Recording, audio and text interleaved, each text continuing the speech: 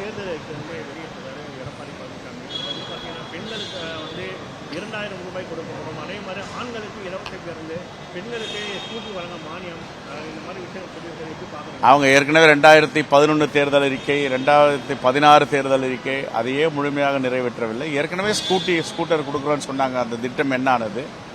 அவர்கள் கொடுத்த வாக்குறுதிகளை ஏதாவது ஒன்று நிறைவேற்றி இருக்கிறார்களா? 110 விதியின் கீழ் சட்டப்பேரவையில் அறிவித்ததை முழுமையாக நிறைவேற்றியிருக்கிறார்களா?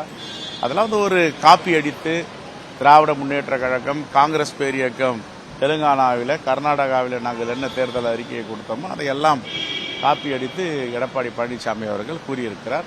அது சாத்தியமா என்பதை பார்க்க வேண்டும். சாத்தியமில்லாதை சொல்லுவார். ஆனால் நிதி ஆளுமை, மக்கள் மீது அதீத நம்பிக்கை, அர்ப்பணிப்பு உள்ளவர்களுக்குத்தான் கொடுத்த வாக்குறுதி நிறைவேற்ற முடியும். ஆகவே அதிமுக கொடுக்கின்ற வாக்குறுதி எல்லாம் நிறைவேற்றுவதற்கு வாய்ப்பே இல்லை.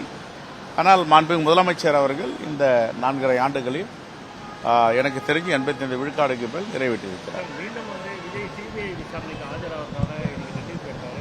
சென்ற முறை பார்த்தீங்கன்னா காலை போன விஜய் இன்னைக்கு பிஃபோராகவே பிஃபோரே போயிருக்காரு. தெரியல, அது அவங்களுக்குள்ளேயே ரகசியம், அவர்களுக்கு தான் தெரியும்.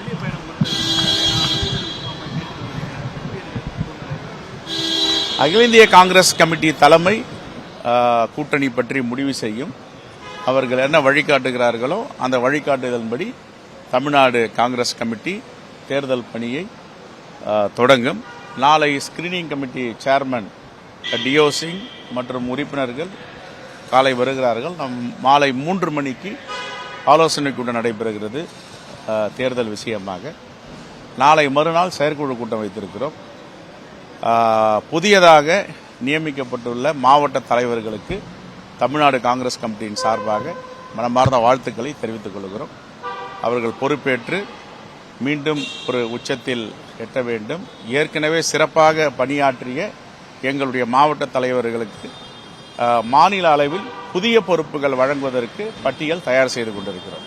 அதேபோல கூட்டணி ஆட்சி தொகுதி பங்கீடு குறித்து சமூக வலைதளங்களில் யாரும் பேசக்கூடாது கூறியிருந்த நிலையில மாநில தகவல் மீண்டும் ஒரு ட்விட்டை போட்டிருக்காரு. இது எப்படி பாக்குறீங்க? அது அகில இந்திய தலைமை பார்த்துக்கொள்ளும்.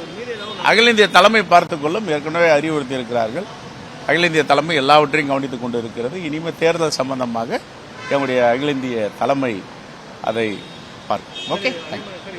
ராகுல் காந்தி தமிழ்நாடு மீண்டும் வருகைக்கு மோடி, அமித்ஷா இல்லை வராங்க. அந்த திட்டமிடல் தான் நாளைக்கு மறுநாள் செஞ்சிட்டு இருக்கோம். தலைவர் ராகுல் காந்தி, பிரியங்கா காந்தி அம்மையார், தலைவர் மல்லிகார்ஜுன கார்கே அனைவரும் சூறாவளி சுற்றுப்பயணம் செய்ய இருக்கிறார்கள். அதற்கான ஏற்பாடுகளை இன்னும் ஓரிரு தினங்களில் தயார் செய்து புதுடில்லிக்கு அனுப்ப இருக்கிறோம்.